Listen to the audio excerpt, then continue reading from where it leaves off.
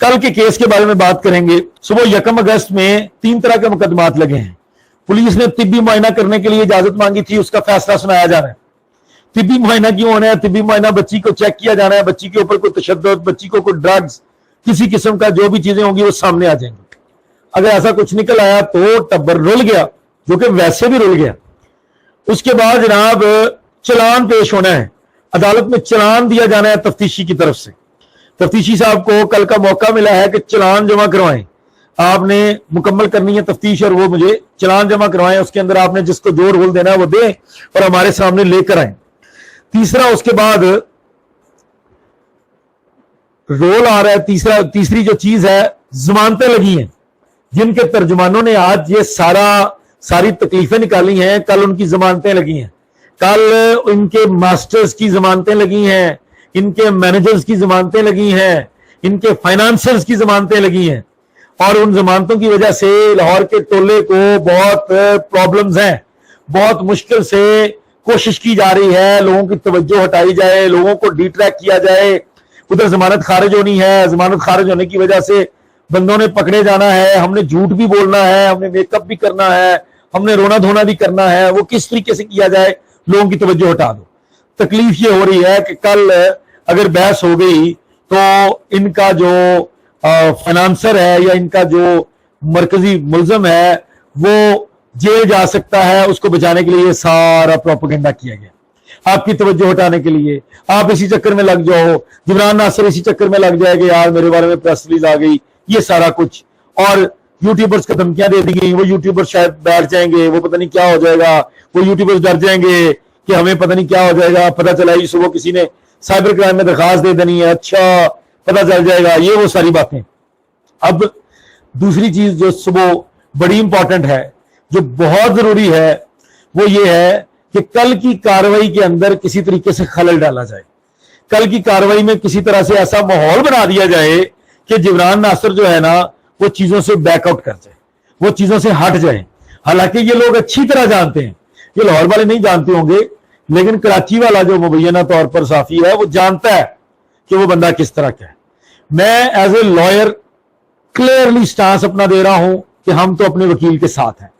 अगर साफियों ने इस तरह का काम करना है, क्योंकि मैं जानता हूं जिन साफियों को वो इस तरह का काम नहीं कर सकते, झूठी रिपोर्टिंग करनी है जो कि सही साफी नहीं करते, लोगों के अल्लाह कार बन के चलना है जो कि असल साफी नहीं करते, मुल्जमान की फेवर करनी है, मुल्जमान के नैरेटिव को, जब वो मुल्जमान है उनको मुल्जमान भी नहीं कहना, तो ऐसे लोगों को पहली बात तो हम साफी नहीं मानते। क्योंकि जिन साफियों को हम जानते हैं उन साफियों ने हमेशा साफत को इस तरीके से सरंजाम दिया है कि उन्होंने इसको अपना पेशा नहीं, अपना मजहब समझ के सरंजाम दिया है।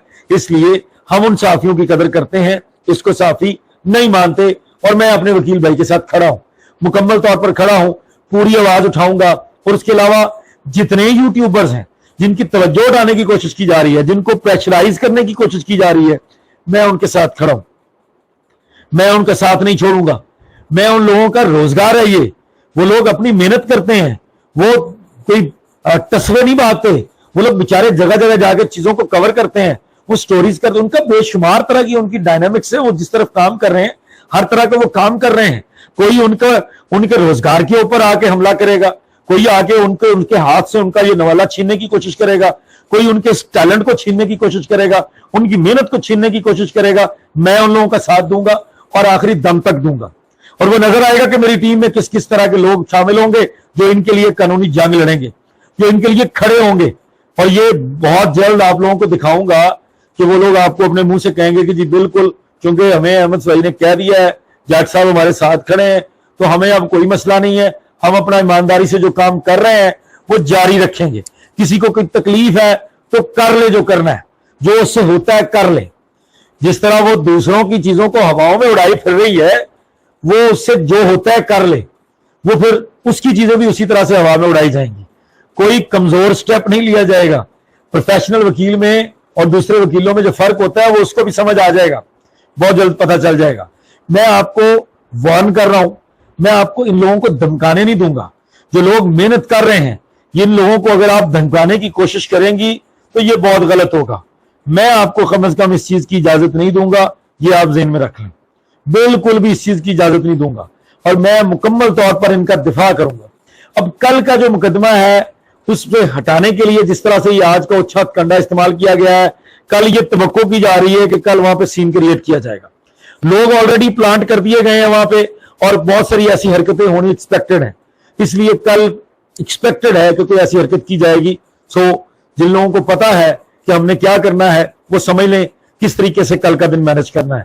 اور ان لوگوں نے کامیاب نہیں ہونا, لیکن فار دی ٹائم بینگ یہ اس طرح کی ہیسل مچا کے آپ لوگوں کے ساتھ مائنڈ گیم کھیلیں گے. بہت جلد یہ پریس کلب اپنی پریس ریلیز واپس لے لے گا, بالکل سٹینڈ نہیں کرے گی یہ پریس ریلیز, کیونکہ یہ جھوٹ پہ مبنی ہے, حقائق کے برعکس ہے, کسی ایک صحافی کو ریلیف, مبینہ صحافی کو ریلیف دینے کے لیے ہے. اب یہ ساری تکلیفیں کیوں اٹھ رہی ہیں, یہ ٹیسیں اٹھ کیوں رہی ہیں, یہ اتنے بڑے بڑے حملے کرنے کی کوشش کیوں کی جا رہی ہے, میڈیا کی توجہ ہٹانے کے لیے میڈیا کے کچھ لوگوں کو گمراہ کیوں کیا جا رہا ہے. میں ابھی بھی آئی بلیو اگر وہ پریس کلب کی کابینہ صحیح ہے تو ان کو چونا لگا گیا ان کا ایک مبینہ صحافی, اس نے ان کو چونا لگایا ہے اور ادھر سے لاہور سے کسی کے کہنے کے اوپر یہ سب کچھ ہو گیا ہے. اب بغیر یہ سمجھ آ رہی ہے کہ جو بھی وہاں کے پریس کلب کے صدر صاحب ہیں وہ بھی اس کے انڈر ہیں. یہ ہو سکتا ہے پریس کلب کے صدر صاحب کے لیے ہے کہ آپ کا تاثر یہ جائے گا اس کے بعد کہ آپ اس کے انڈر کام کرتے ہیں. اب آپ کے جو بھی مراسم ہو اس کے ساتھ ہمیں نہیں لینا دینا, ہمارا آپ کے اوپر کوئی الزام نہیں ہے. اب کیس کے اندر کیا آ رہا ہے موڑ, اور کیس کے اندر جو موڑ آ رہا ہے اس کا امپیکٹ کیا پڑ رہا ہے, تکلیفیں کیوں ہو رہی ہیں, تیسیں کیوں اٹھ رہی ہیں, اس کے اوپر بات کر لیتے ہیں. 1 اگست ہے جی صبح ہوا یہ کہ ہماری بار ایسوسیشن کی طرف سے باضابطہ طور پر پریس ریلیزیں جاری کی گئیں کہ جتنا یہ جو انٹیریئر منسٹر ہے جی رانا ثناء اللہ, یہ جی پنجاب کا جو انٹیریئر منسٹر ہے جو بعد میں ابھی اس وقت بنا نہیں تھا, جو دوسرا کوئی تعلق تارڑ ہے, جو بھی لوگ ہیں جو عہدیدار شامل ہیں, مطلب ایون اس سے پہلے ایک دفعہ عثمان بزدار کا بھی ان کو بھی طلب کر لیا پنجاب بار کونسل نے. ہماری بار کونسل نے پریس ریلیز جاری کر دی, ان کی انٹری بین, ان کو طلب کر لو. ہماری جہاں پہ جس بار ایسوسیشن کے وہ ممبر ہوتے ہیں لاہور بار ایسوسیشن نے ان کی رکنیت اڑا دی اور لکھ دیا کہ جناب پابندی ہے رانا ثناء اللہ نے انڈر وائے فلاں. یہ مثالیں دے رہا ہوں آپ کو, اس طرح کے کئی دفعہ واقعات ہوئے. اس کا امپیکٹ کیا ہوتا ہے؟ کوئی امپیکٹ نہیں ہے. ایک خبر ہے اور فارغ ہے ردی کی ٹوکری میں. کبھی ایسا نہیں ہوا کہ اس کے بعد ہم رو سکیں بھائی اس کا کیس لگنا ہے, جب اس نے تو آنا ہی آنا ہے کورٹس میں, بار میں آنا ہی آنا ہے, اس کو وکیل چاہیے. آئین پاکستان کہتا ہے اس کو نہیں روک سکتے, آئین پاکستان کہتا ہے آپ اس کو نہیں روک سکتے. جب آپ یہ نہیں کر سکتے تو اس کا مطلب ہے کہ اس کی کوئی حیثیت نہیں ہے.